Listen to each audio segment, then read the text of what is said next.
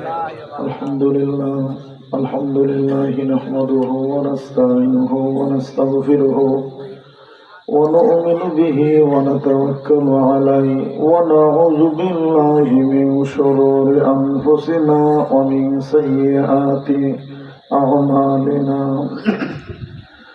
من يهده الله فلا مضل له ومن يضلله فلا هادي له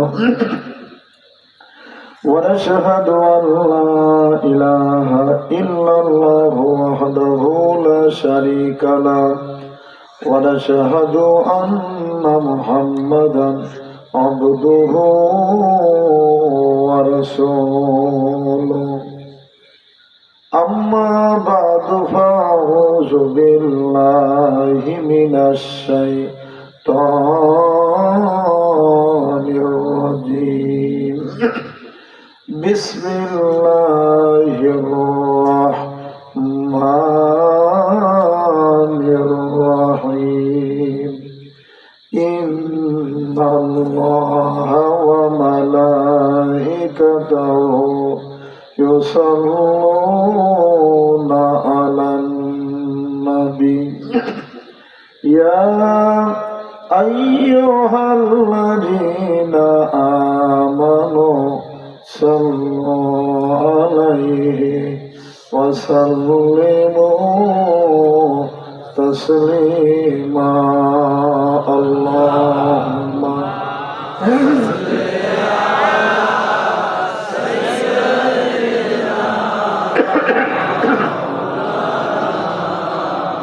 وعلى آله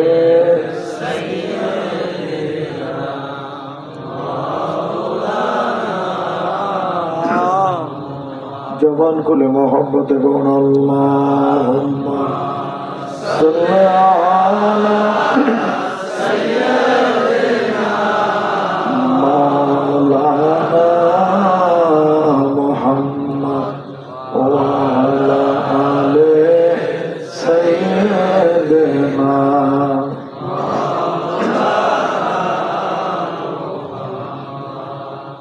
फाया अय्युहल हाज़िरून रहमकुमुल्लाह आयोजित মাহফিলের সম্মানিত সভাপতি আমার সেক্টর জোয়ার খনি কেবলা ও কাবা শ্রদ্ধা আব্বা হুজুর কেবলা সুযোগ্য সাহেব জাদা শ্রদ্ধা আমার বড় ভাইজান রাশিদুল হাসান মুজাদ্দিদি সাহেব মাহফিল উপস্থিত আছেন আব্বা হুজুর কেবলার নাতি ছেলে আমাদের ছোট আব্বু আবু বকর মোহাম্মদ শেখ শিবলি মাহফিল উপস্থিত আছেন সম্মানিত ওলামা একরামগণ সমাবেষ্ট প্রীতি সমতুল্য চুলদারি বাঁকা মুরিব্বান একরাম যুবক ভাই ও বাবাজিরা পর্দার অন্তরে অবলা সরলাম মা অবনের সর্বপ্রথম সে মাহরুবুল আলমের তো শুকরিয়া আদায় করছি যে আল্লাহ পাক দয়া করে রহমত করে আমাকে আপনাকে ঈসা আলাইহিস সালাম মাহফিলে হাজির হয়ে কিছু কথা বলবার এবং সম্মান তৌফিক করে দিয়েছেন সে আল্লাহ পাকের শুকরিয়া আদায় করে বলি আলহামদুলিল্লাহ। শত কোটি দরুদ ও সালাম মানবতার মুক্তির দূত যে নবীজিকে সৃষ্টি না করলে আল্লাহ রাব্বুল আলামিন তার রুবুবিয়তকে প্রকাশ করতেন না, সে নবীর প্রতি দরুদ ও সালাম সকলে পড়ি সাল্লাল্লাহু আলাইহি ওয়াসাল্লাম। বাদ মাগরিব থেকে এত রাত্রি পর্যন্ত ওলামা দিয়ে আলোচনা করেছেন। জ্ঞান গর্ভ আমি গুণাগার আপনাদের সঙ্গে বসেছি। অসুস্থ মানুষ যতটুকু আলোচনা করা সম্ভব আলোচনা মাহফিল দীর্ঘরাত্রি হবে না। মাহফিলের শুরুতেই আমাদের দায়িত্ব কর্তব্য আলোচনাগুলো আমলের নিতে বোঝা শোনার জন্য চেষ্টা করি। আল্লাহ পাক আমাদের সকলকে যেন তৌফিক দান করেন। আল্লাহুম্মা আমিন।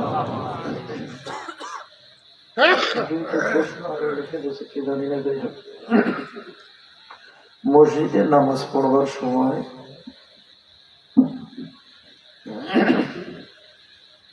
খেয়াল করি মানে যে লিখতেছে ওনার বক্তব্য কিছু কিছু লোক বুকের উপর হাত বাঁধে, আবার কেউ কেউ নাভির উপর, আবার কেউ কেউ নাভিতে কোনটা ঠিক, আবার রুকুতে যাওয়ার সময় হাত তোলে। এর কারণ কি? রুকুতে এসে হাত তোলে, এটা রফলিয়ে দেয়। এটা কি বুকের উপরে হাত বাঁধে? আপনি এতটুকু দেখছেন, আমরা আরো বেশি দেখছি। হাত বাঁধেই না, হাত বাদে একটা মাযহাবে ইমাম মাহমুদ হাম্বল উনি একরকম বলছেন, ইমাম মালিক রহমতুল্লাহ একরকম, আবু হানিফা রহমতুল্লাহ একরকম, শাফি রহমতুল্লাহ একরকম। তবে এই হাত বাঁধা বাহিরের সিরাত সুরত থেকে সেটা একসাথে মেলানো কঠিন। মক্কা মদিনায় সৌদি আরবে যারা ওনারা অনেকে বুকের উপর হাত বাঁধে, শাফি মাযহাব কোথায় হাত বাঁধে?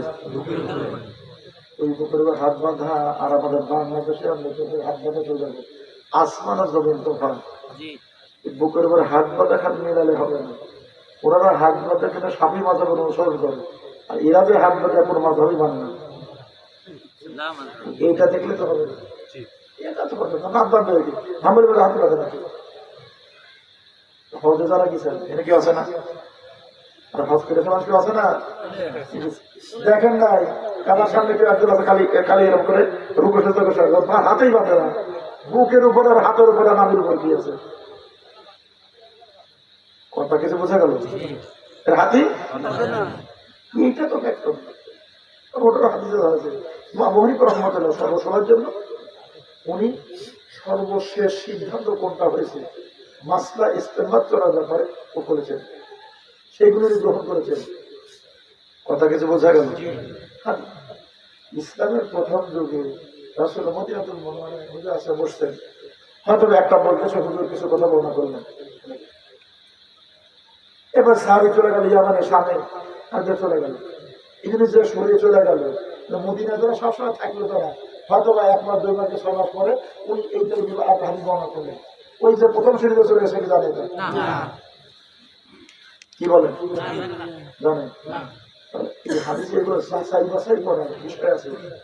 ইমাম আবু হানিফা রাহমাতুল্লাহ আলাইহি উনি একবার সাহাবীদের কাছে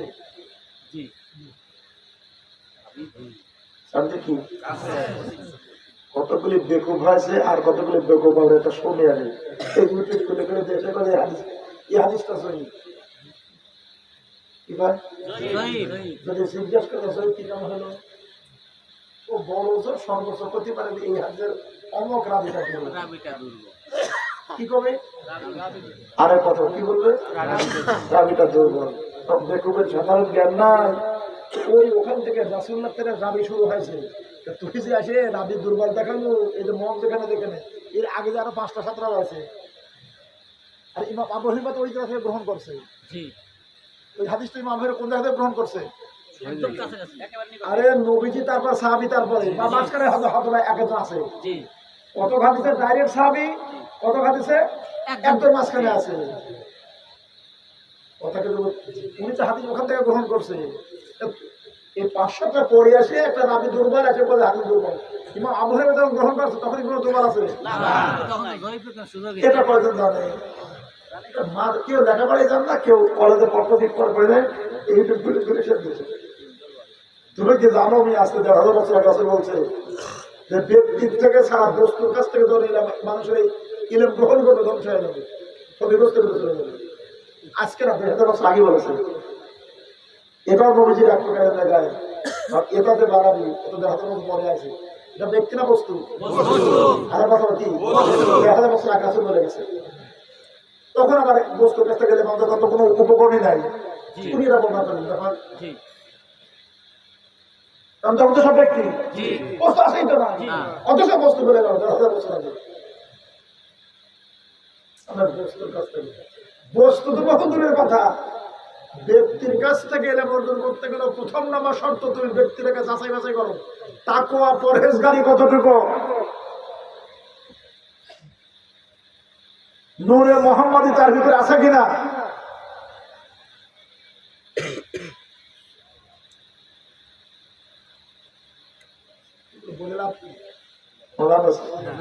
সে যে রাস্তা চলে গেছে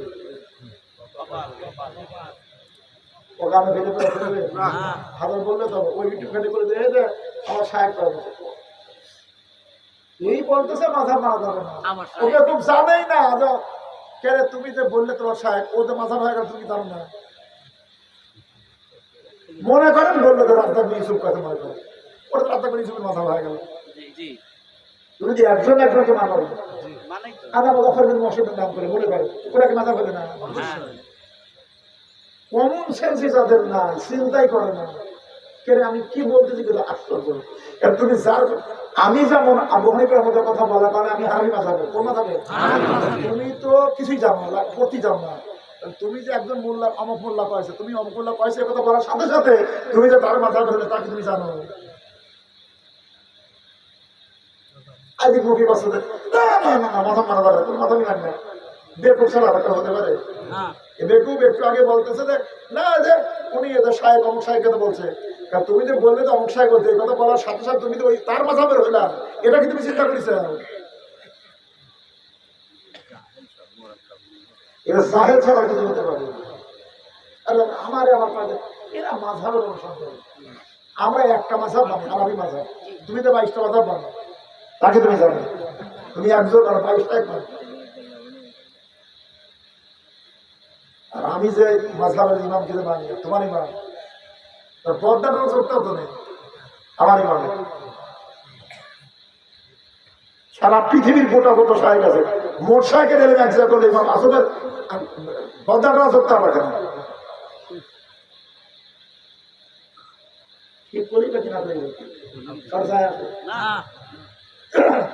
আরবি টু আরবি সরাসরি হেদা আসলে লেখা, হেদা আছে এই হেদার 6 নম্বর থেকে 7 নম্বর, 6 নম্বর পাতা, 7 নম্বর পাতা এবং 8 নম্বরের অংশ বিষয়, এর ভিতরে শুধু ইমাম আবু হানিফা রাহমাতুল্লাহ সম্মানিত বর্ণনা করা আছে সরাসরি, ওনার জীবনে আসলে আলোচনা করা আছে।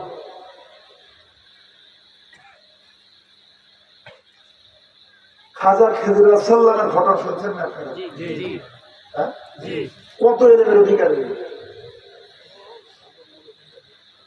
আল্লাহ পাক তাকে এলমের আদম দান করছে, কি দান করছে? সাইয়েদনা মুসা আলাইহিস সালাম বললেন, প্রশ্ন জিজ্ঞেস করলো যে আছে যে যুগের সবচেয়ে জ্ঞানী কিরা? সবচেয়ে জ্ঞানী কিরা?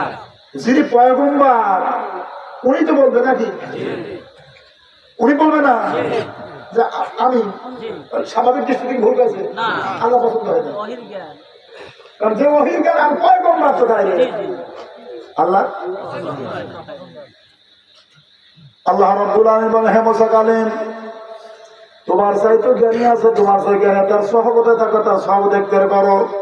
পয়গম্বর শুধু হয়ে গেল সর্বনাশ। কে গো সে জ্ঞানী মানুষটাকে? হযরত মুসা আলাইহিস সালাম এবং ওনার ভাই হযরত হারুন আলাইহিস সালাম এই যে রওনা দিল, ভাজা মাছ, ভাজা কই মাছ, কই মাছ কি জানাই দিয়ে দেওয়া হলো মুসা কালিমুল্লাহকে। রাস্তায় চলতে থাকো, নদীর ধারে চলতে থাকো, এক জায়গায় যায় দেখবা এই ভাজা কই মাছ তাজা হয় নদীর দিকে চলে যাচ্ছে, নদীর দিকে, ওখানে খোঁজ করো, ওখানে থাকতে হবে। ওই যে মানুষটার কথা বলতেছে, ওই মানুষটা কোথায় বাজাবে? ওই যে ভাজা কই মাছ, ওই ভাজা মাছটা তাজা হয়ে যাবে, তাজা হয়ে নদীর দিকে চলে যাবে, ওই জায়গায় খোঁজ করো, ওখানে খাজা খেজুরের খবর পাওয়া যাবে। যাই হোক, লম্বা ঘটনা, অত বলতে গেলে তো কোনো কথা পাই হবে, এই কি হবে তা ঠিক নেই, আল্লাহ জানে। এরপরে মুসা আলাইহিস সালাম এবং হারুন আলাইহিস সালাম আছে, তা মুসা আলাইহিস সালাম একটু ফরাসি দেখে তো ওনার চুলের মতো ওই মাছটা তাজা হয়, নদী চলে গেছে। মুসা আলাইহিস সালাম খেয়াল করে কিছু আগে যাওয়ার পর এখন ফুচকা দিই, আমি সত্যি কথা বলতেছি। হারুন আলাইহিস সালাম বললেন, ভাই ওই যে অমুক জায়গায় তাহলে আপ বলবো না, কারণ ওই জায়গায় তো আমার কাম, চলো ফিরে যাই, চলো ফিরি ওই জায়গায় আছে, এখানে ওরা খোঁজ করে পরে খাজা খাজুরের সাথে দেখা, কার সাথে, কার সাথে দেখা, সব লম্বা চড়া ঘটনা। এখন আল্লাহ যেহেতু বলছে খাজা খাজুরের সাথে সবাই থাকার একটা তেলে মধ্যে লাগবে। খেজুর সাল্লাম বলে, মুসা আলাইহিস সালাম আপনি রাগিত মানুষ, এত রাগলে একটা আমার সাথে থাকতে পারবে না। বলে না না আমি তো তাল বিলাম করবো, তাল বিলামের শর্ত আছে, কি আমি যা করবো কোনো কথা বলা যাবে না, আমি যা করবো কোনো পাল্টা কি করা যাবে না, কথা বলা যাবে না। মুসা আলাইহিস সালাম বলে আচ্ছা ঠিক আছে, কথা খবর হবে, কারণ আমি হুকুম আমি সাথে থাকবো, কিন্তু পয়গম্বর তো রাগি বড়। আমার আব্বা হুজুরের মুখে শুনেছি, আমি আব্বা হুজুর বলছি, আমি কিতাবও করতে পারি না, আল্লাহ বলি আমাদের বলছে বাবা চামড়া টুপি মাঝে কয়বার, কিসের টুপি? এই টুপি ওনার মেজাজের কারণে 6 বার করে পুড়িয়ে দেয়, এত জানলে রাগি পয়গম্বর। তো এখন খাজা গেছিলাম, ওরা আছে ঠিক আছে, আমি যাই নদীর পাড়ে ওপারে যাবো, কত নৌকা চলে কত ডাকে, কেউ ঠেকায় দাঁড়ায় না, করে দাঁড়ায় না, কেউ দাঁড়ায় না। মোসা রাখা যায় না। আচ্ছা তারপরে ছোট ছোট দুইটা বালক ছেলে, নাবালক দুইটা ছেলে, কি ছেলে এরা দুইজন এসে দেখেছে, তাদের আছে করে দেবে আমার টাকা পয়সা করে টাকা আমাদের দোয়া করে কোনো টাকা পয়সা আরো টাকা দিয়েও কেউ নেয়নি। তাহলে বিষয়টা বলবে ওপারে পার হয়, নদী পারে ওপারে পার করে দিতে উঠবি, খেজুর সালাম লাঠি দেখ ভুকসা দিয়ে সেরে যেন নৌকা তেরা করে দেখে ডুবে দিলেন। তাহলে না কিরকম হবে? মুসা আলাইহিস সালাম তো মেজাজ খারাপ, একসঙ্গে পারি করলে না, এই দুটি তিন সালাল ছোট ছোট দুই সালাল এরা পার করলে টাকা পয়সা নিল না, আর খায় দেয় কামনে লাঠি দেখ ভুকসা দিয়ে সেরে নৌকাটা রাখা দিলেন। মুসা আলাইহিস সালাম খেজুর সালাম ব্যাপার আপনি এখন আমার না আগের কথা আছে, কোন কথা বলা যাবে না। মুসা আলাইহিস সালাম বলতে আচ্ছা ঠিক আছে, আর কোন কথা কোনো না কোনো কথা বললে পরে কি পারবে না, ঢাকা যাবে না, থাকাও তো কঠিন। এরপরে এখন রাতিরা যেতে এক গ্রামের ভেতরে যাচ্ছে, এখন রাত্রিবেলা থাকা লাগবে, গ্রামের মাঠ কেউ রাখে না, এক বেচারা খুব আদর যত্ন করে রাখেছে, আদর যত্ন করে। এরপরে এই বেচারা সকালবেলা উঠে চলে যাবে, এটাকে এক করতে পারি দেবে। মুসা আলাইহিস সালামের কত লোকের বাড়ি গেলে কেউ রাখলে না, বেচারা রাখলে একটাই খাওয়ার আর করতে পারি ফেলে। খেজুর সালাম দোয়া করলেন, আল্লাহ তুমি আল্লাহ একে একটা নেককার সন্তান দান করো, দোয়া করলেন। মুসা আলাইহিস সালাম এগিয়ে গেলেন, এরকম খেজুর সালাম বলে আমি আগে করেছি, কোনো কথা বললে আমার সাথে রাখা হবে না, কোনো কষ্ট করা যাবে না। তো ঠিক আছে আপনার মতো আপনি জানাবেন, বললাম ঠিক আছে, আমি আর কোনো কথা বলবো না, অসুবিধা ঠিক আছে। কথাকে দিবে তারা মেলা, আমি জাস্ট মূল কথা বলবি, কারণ আমি আমার জায়গাতে যাওয়া লাগবে, তাই না? এরপরে জাতি এক এরিয়া দিয়ে যাচ্ছে, একবার খুব খারাপ ব্যবহার করে, পিছনে বছর খারাপ ব্যবহার করছে। তারপরে এই লোকটা ভালো ব্যবহার করলে তার সালে মানে খারাপ হবে, এই লোকটা খারাপ ব্যবহার করতেছে। মুসা আলাইহিস সালামের কাছে দেওয়াল পড়ে যাচ্ছে, লোকাল মাটির দেওয়া পড়ে যাচ্ছে, ছেলে সুদা করে ধরে সুদা করে যাতে আশ্চর্য কথা বলতে, ওই গাছটা এত ভালো ব্যবহার করলে তার করতে তো সামনে লাগবে, আর এই একেবারে বাজে ব্যবহার, আর এই এর মানে আমার দেওয়াল সুদা করে দেওয়া লাগবে, এটা আসল আশ্চর্য কথাবার্তা। আমি যা বলতেছি এগুলো কিন্তু যদি আমি আপনি বলে আছি বুখারীর হাদিস থেকে বর্ণনা করা আছে, করলা কারিমের ঘটনা বর্ণনা করা আছে, মুসা আলাইহিস সালাম খেজুর সালাম কথা কিন্তু বুঝতে চাচ্ছি আমাদের মনে কাছে মনে হয় কত ধরন থেকে আল্লাহুম্মা সাল্লি আলা সাইয়্যিদিনা মাওলানা মুহাম্মদ ওয়া আলা আলি সাইয়্যিদিনা মাওলানা। আমার দয়াল নবী যেই দেশে ঘুমায়, আমার নূরের রাসূল যেই দেশে ঘুমায়, ওরে প্রেম যদি করবি রে মন তোরা, প্রেম যদি শিখবি রে মন, ও সব ছেড়ে চল মদিনায়,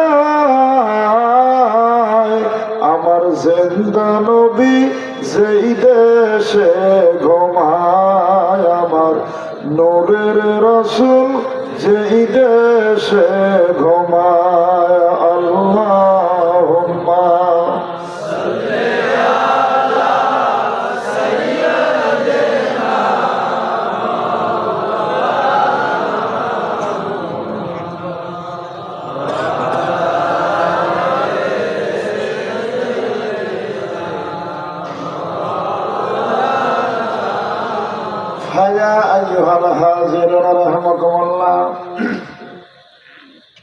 দেওয়ালটা সোজা করা হয়ে গেল, খাজা খেজুর সাহেব মুসা কালিমুল্লাহ দাঁড়া গেল, হুজুর আর সহ্য করা সম্ভব না। খেজুর সাল্লাম বলেন মুসা কালিমুল্লাহকে এইভাবে করলে তো আমার সাথে রাখা যাবে না, বলে আমি আর থাকবো না। এই যে ঘটনাটা উল্টে পাল্টা কাজকাম কি হযরতে খাজা খেজুর সাল্লাম কাজটা বিদায় নিয়ে চলে মুসা কালিমুল্লাহ বললেন হুজুর ঠিক আছে চলে যাব, তবে আপনার কাছে আমার জিজ্ঞাসা, ঘটনাটা কি, কারণটাকে এগুলো কেন করলেন, কারণটাকে একটু খুলে বলেন না। হযরত খাজা খেজুর সালাম বলেন, এ আল্লাহর পয়গম্বর মুসা কালিমুল্লাহ শুনে রাখেন, ওই যে দুইটা এতিম, দুইটা বাচ্চা বহু কষ্ট করে এই নৌকাটার ব্যবস্থা তারা করেছে। মানুষ দেখে পারাপার করে আয় রোজগার আছে, কয়টা টাকা হয় এইগুলো দিয়ে তার সংসারটা চালায়। আল্লাহর পয়গম্বর আমি লক্ষ্য করে দেখলাম আমার ফেরাসাতের নজরে জালেম বাচ্চা রওনা দিয়েছে নতুন নৌকা নদীতে, যেগুলো পাশে সে মোড়গুলো নিয়ে নিয়ে চলে যাচ্ছে। আল্লাহর পয়গম্বর বলো, এই যে দুটো এতিম বাচ্চা, একটাই মাত্র নৌকা তাদের উপকরণের জন্য, চলবার জন্য, এই নৌকাটা যদি বাচ্চা নিয়ে চলে যায়, এই দুই দিনের সংসার অবস্থা তোর কেমন হবে বলো বলো বলো। হযরত খাজা খেজুর সাল্লাম বলেন, নৌকাটা যে আমি ডুবাই দিলাম, সেখানে তো নৌকাটা ডুবে আছে। কি আছে? নৌকা ডুবে আছে। জালেম বাচ্চা লোকজন চলে যাওয়ার পরে নৌকাটা উঠায় নিয়ে অন্তত সে জায়গায় একটু তালি দিয়ে সে চালাতে পারবে কিনা, বলে হ্যাঁ পারবে। আল্লাহর পয়গম্বর গো বলো বলো, আমি কাজটা ভালো করছি না কাজটা খারাপ করছি? হ্যাঁ, তখন বুঝাই দেবে কাজটা দিয়ে আছে, আর ওটা না করলে তো নৌকা দিয়েছে, নৌকা নিয়ে যাবো না মশাই। আর সালাম শেষ না, সালাম শেষ, আর কি দেখি করবি। আল্লাহর পয়গম্বর মুসা কালিমুল্লাহ বলা ঠিক আছে ভাই খেজের, কিন্তু ওই যে ও বেচারাটা কি অপরাধ করলো, এত সুন্দর আদর আপ্যায়ন গুলো রাত্রে থাকতে দিল, খেতে দিল, একটাই মাত্র সন্তান, এই সন্তানকে হত্যা করে ফেললেন, কারণটা কি? হযরত খাজা খেজুর সাল্লাম বলেন, মুসা কালিমুল্লাহ রে, ওই আল্লাহর বান্দা, উনি একজন আল্লাহ ওয়ালা মানুষ, আল্লাহর ওলি, দোষটা কি?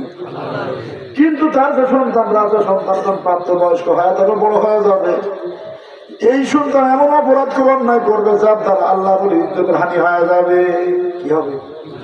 এই জন্য অপ্রাপ্ত বয়স্ক অবস্থায় আমি তাকে হত্যা করে দিয়ে মাহবুদের কাছে একটা সন্তানের দাবি করেছি, আমার আল্লাহ রব্বুল আলামিন দোয়া কবুল করেছে, এবং এরপরে একটা সন্তান হবে, এই সন্তান নেককার আল্লাহ ওয়ালা হবে। জোরে বলি সুবহানাল্লাহ। খাজা খেজুর সাল্লাম বলল, ভাই মুসা কালিমুল্লাহ রে, এই কাজটা আমি ভালো করেছি না মন্দ করেছো তুমি বলো। মুসা কালিমুল্লাহ বলে, তাহলে তো ভালোই হয়েছে। বলে, তা তো বুঝলাম, ঠিক আছে, এই যে আমাদের সাথে এত খারাপ আচরণ করলো, বেচারার দেওয়ালটা কাজ হয়ে গেছে, কখন গুলো পড়ে যায়, এই বেচারার দেওয়ালটা সোজা করে দিলেন, কারণটাকে খাজা খেজুর সাল্লাম বলে, ভাই মুসা কালিমুল্লাহ রে শোনেন, ওই যে বেচারা আছে, ওই বেচারার দেওয়ালের নিচে অনেক দামি দামি সম্পদ রয়ে গেছে, ওই বাড়িতে কয়েকজন এতিম বসবাস করে, এই এতিমগুলো সম্পদ হলো ওখানে তার বাপ রেখে চলে গেছে।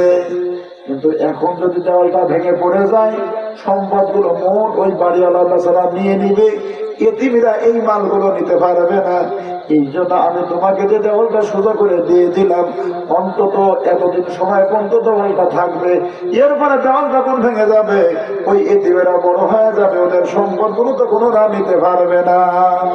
আল্লাহর পয়গম্বর মুসা কালিমুল্লাহ রে, আপনি বলেন, এই কাজটা আমি খাজা খেজুর ভালো করছি না মন্দ করছি? কি করছে? ভালো করে না।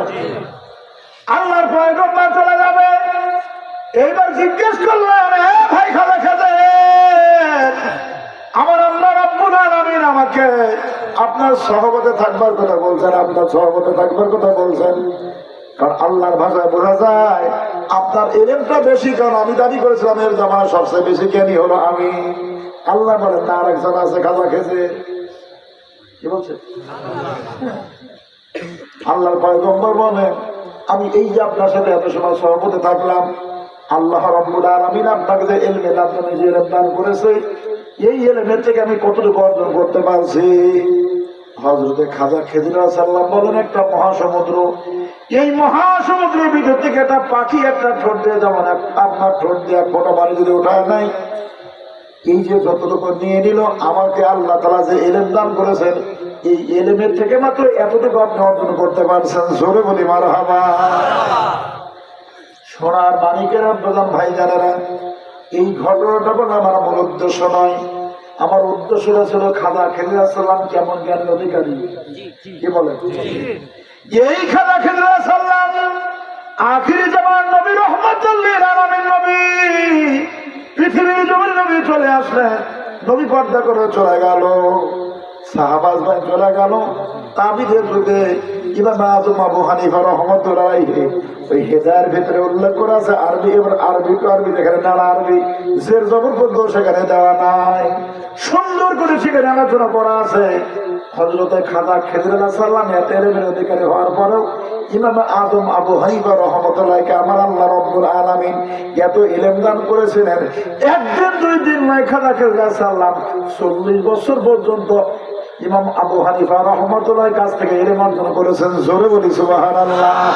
স্পষ্ট ইবারতে লেখা আছে বাদাল হায়াতি ওয়া মাউতিহি, ওনার হায়াতে জীবদ্দশা থাকা অবস্থায়, ওয়া মাউতিহি এবং ওনার ইন্তেকালে পরে ওনার কবরে রওজা মুবারকে পাশে বসে সেখান থেকে খেজুর সাল্লাম ইলম অর্জন করেছেন। জোরে বলি সুবহানাল্লাহ। আল্লাহুম্মা সাল্লি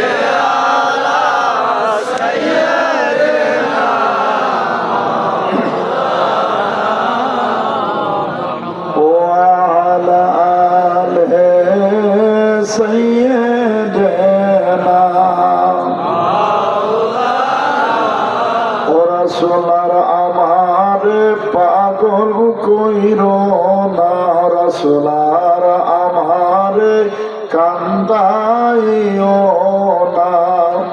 ও তোমার জন্য পাগল আমি, পাগল সারা দুনিয়া, রাসূলার আমার পাগল কইরো না, রাসূলার আমার কান্দাইও না। আল্লাহুম্মা সাল্লি আলা সাইয়্যিদিনা মাওলানা মুহাম্মদ ওয়া আলা আলি সাইয়্যিদিনা মাওলানা। হায়া আইয়ুহাল হাজিরুন রাহমাকুমুল্লাহ। তাহলে ইমাম আবু হানিফা রাহমাতুল্লাহ যখন হায়াতে জীবিত ছিল তখন ওনার কাছ থেকে ইলম অর্জন করেছেন খাজা খেজুর সাল্লাম। কি করেছেন? ইমাম আবু হানিফা রাহমাতুল্লাহ আল্লাহ তাআলা কত ইলম দান করেছেন, কি বলেন? এরপরে শুধু তাই নয়, উনি ইন্তেকাল করে যখন কবর শরীফে যখন চলে যায় ওখান থেকেও খাজা খেজুর সাল্লাম ইলম অর্জন করেছেন। জীবিত থাকা এবং অভাব করা মোট মিলে 40 বছর পর্যন্ত ইলম অর্জন করেছেন। জোরে বলি মারহাবা। সোনার মানিকের আব্বাজান ভাই জানেরা, প্রশ্ন হতে পারে হুজুর হায়াতে জীবিত থাকা অবস্থায় ইলম অর্জন করলো, ভালো কথা বুঝলাম, কিন্তু পর্দা করে চলে গেল, কবর শরীফে যখন তারা চলে গেল, এই জায়গা থেকে কেমনি করে খাজা খেজুর সাল্লাম ইলম অর্জন করলেন? এটা আমার কেমন কথা হলো, বিষয়টা কেমন, কি বলেন? হ্যাঁ জি, আছে না? ইলম দেওয়ার মালিককে আমার আল্লাহ পাক। গভীর মনোযোগ ভালো করে বোঝার জন্য চেষ্টা করুন। সুলতানুল আরফিন খাজা বাইজিদ বুস্তামি রাহমাতুল্লাহ আলাইহি, কে? হ্যাঁ, খাজা বাইজিদ বুস্তামি রাহমাতুল্লাহ আলাইহি, ইনি ইমাম আযম আবু হানিফা রাহমাতুল্লাহ কেন পীর ভাই। ইমাম আবু হানিফা রাহমাতুল্লাহ পীর হলো ইমাম জাফর সাদেক। কে? হ্যাঁ, 12 ইমামের এক ইমাম। ইমাম আজমের পীর একজন নয়, দুইজন। কয়জন? দুইজন পীর। আধ্যাত্মিক ওনার উস্তাদ বহু, কিন্তু আধ্যাত্মিক উস্তাদ ওনার দুইজন। একজন হলো ইমাম জাফর সাদেক, আর একজন হলো ওনার আব্বা ইমাম বাকের। হ্যাঁ, ইমাম বাকের রহমতুল্লাহর কাছে অল্প দিনের ভিতরে ইমাম বাকের রহমতুল্লাহ ইন্তেকাল করলেন, চলে গেল। ইমাম আবু হানিফা রহমতুল্লাহ দেখলেন ওনার পূর্ণতা হাসিল হয় নাই। এরপর ওনার পরিবার টুকরে পাঠা ইমাম জাফর সাদেক রহমতুল্লাহ আলাইহি। নাম কি? 12 ইমামের এক ইমাম। কয় ইমাম? হ্যাঁ, 12 ইমাম কারা?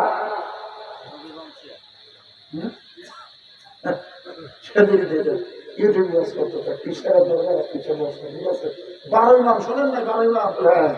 7 জন শরীয়ত, 7 জন ইমাম, আর 7 জন তরিকার ইমাম। কয়জন আগে? 8 জন। আর 7 জন হলো ইমাম হাসানে আর দেব ভিজে দিলে ওয়াজ করতেছে, কিছু ওয়াজ করতে দিতে পারবেন। অথচ 12 জন ইমাম সরাসরি নবী বংশে। কোন বংশে? বংশে। আরেকদিকে বুঝে দিই আমি তোমার চোখটা গেল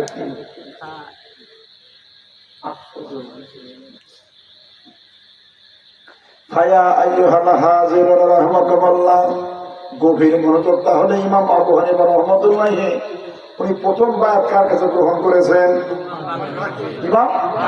ইমাম বাকের রাহমাতুল্লাহ।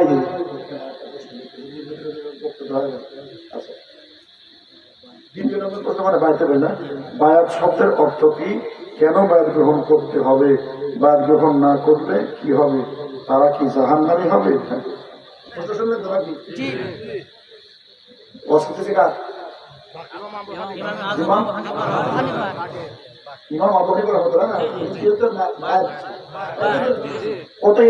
অধিকারী খাজা ফেরুজ ইসলামের ঘটনা থেকে কিছু তো ধারণা আছে। ইমাম বাকের রহমতুল্লাহ কাছে বায়াত গ্রহণ করলেন, কিন্তু না পূর্ণতা আসে নাই। কি আসে নাই? আর কি রাস্তাতে তো পূর্ণতা আসতে হবে। কি বলে? এই পূর্ণতা না আসবার কারণে উনি যখন ইন্তেকাল করে চলে গেল, ওনার কলিজার টুকরা বেটা ইমাম জাফর সাদেক রহমতুল্লাহ, নাম কি? ইমাম জাফর সাদেক রহমতুল্লাহ হুজুরের কাছে, ওনার বেটার কাছে উনি বাবার বায়াত গ্রহণ করলেন। কি করলেন? উনি আবার বায়াত গ্রহণ করলেন। বায়াত গ্রহণ করবার পরে সেখান থেকে উনি পূর্ণতা হাসিল করেন। জোরে বলে সুবহানাল্লাহ। আমি আলোচনা করতেছিলাম কবর শরীফের থেকে গেলে অর্জন করা যায়, ইমাম আজমের কাছ থেকে অর্জন করলে এটা কেমনি করে হতে পারে? মনে আছে না? আরে কথা মনে আছে কিনা? সুলতানুল আরবের খাজা বাইজিদ বুস্তামি রহমতুল্লাহ উনি ইমাম জাফর সাদেক রহমতুল্লাহ খলিফা। জোরে বলে সুবহানাল্লাহ। আর খলিফা আরো কথা বলে, চরম দুঃখী মা বানানোর কলিজার টুকরা বেটা, আমি তোমার মা আল্লাহ তাআলার কাছে দোয়া করেছি, আল্লাহ রব্বুল আলামিন তোমাকে সুলতানুল আরেফিনের বিলাস যেন তোমাকে দান করে বেটা। তবে শোনো, বাড়িতে বসে বসে থাকলে কখনো এইটা অর্জন করা সম্ভব হবে না। হবে কি? কোথায় বাইজিদ বুস্তামি রহমতুল্লাহ মা আর কোথায় এই যুগের মা? বুঝাচ্ছে কত সুন্দর করে। বাপ ভাই বড় ভিড়, কত বড় বেয়াকেল। বাপ্পা বাপ মার জায়গায় থাকে, ভিড় ভিড়ে জায়গায় থাকে।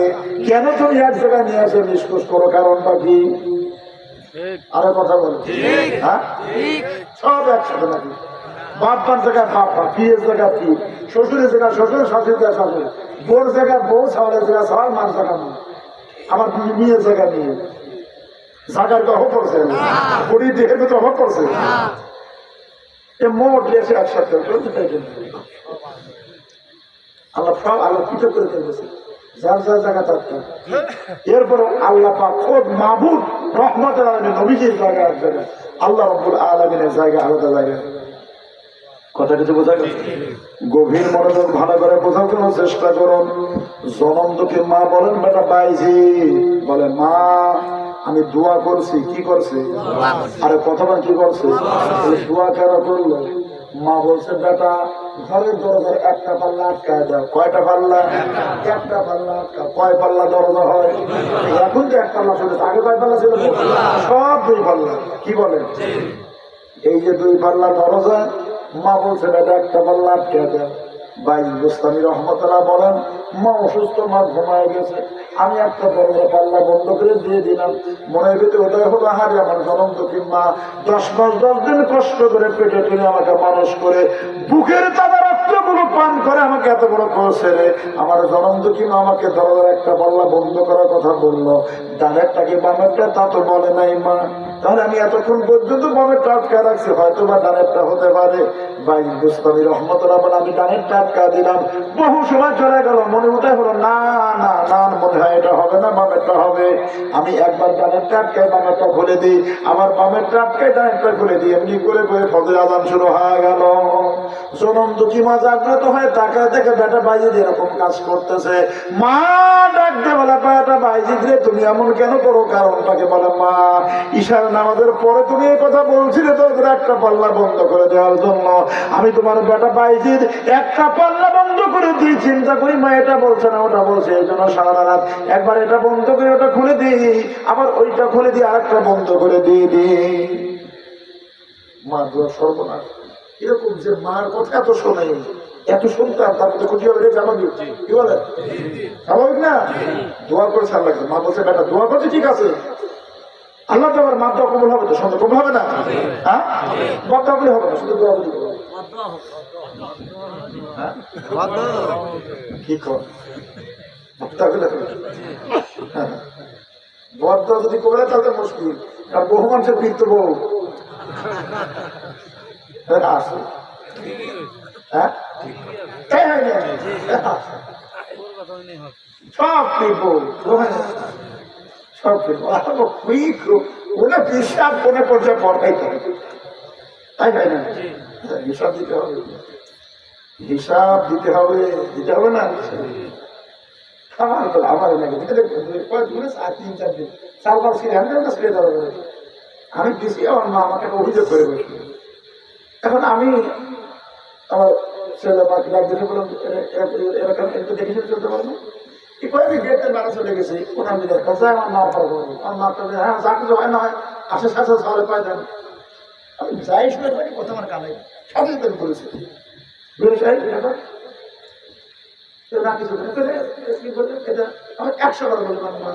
আমি বাইরে থাকি মাহফিলে মাহফিলে, আমি অনেক সময় দুই দিন থাকি না, আমি ঢুকবো সাথে সাথে আমার মা বলবে, এটাই স্বাভাবিক, বলবে না এটাই তো স্বাভাবিক। তুমি বলার কি 100 বার আমার মা বলবে, একটা কথা বলতে হবে। আমি সন্তান, আমাকে বলবো ঘোড়ার ঘাস কাটিয়ে আমাকে 10 দিন পেটে করে রক্ত পান করা এত বড় করে নাই, পারলে থাকবে না হলে শুধু হবে। আমি বললাম যে টাকা পয়সা কামে করে নিয়ে এসে ভালো ভালো তোমাকে দেই, আমার মায়ের কাছে, আমার মা মানুষকে তো বানাইছে, তাই তো কি বল ভালো কথা বলে, তাই হয় না? আমার মা যদি আমাকে ধারণা করে জন্ম না দিতে এত বড় বর্ণাতে করতো, এরকমই না হয়তো, হয়তো কি সেদিন একদিন আমাকে মা আসে বলতেছে মনে কত কষ্ট দুঃখ, বেটার বউ কত সাড়ে, হ্যাঁ আমার স্বামীর কষ্ট থেকে হাত আমার চাকরি করে বাজার কত দেখি আমার পাচ্ছে যেমন স্বামীর কষ্টের টাকা, কেন তোর স্বামী পাইছে তোদের ওরা ফালতো আমার, তখন হাসবো না, হাসতেছি দেখে দুঃখের জন্য তো ভাবিয়ে দেখেন না, তাই হয় না? আশ্চর্য কত কষ্ট আছে বলতে বলে বাজার কত দেখি আমার সওয়াল, আমি মানুষকে তো করেছি আর আমাকে আমার স্বামীর কষ্ট থাকা, আশ্চর্য ব্যাপার, তাই হয় না? আল্লাহ মাফ করুন। আল্লাহুম্মা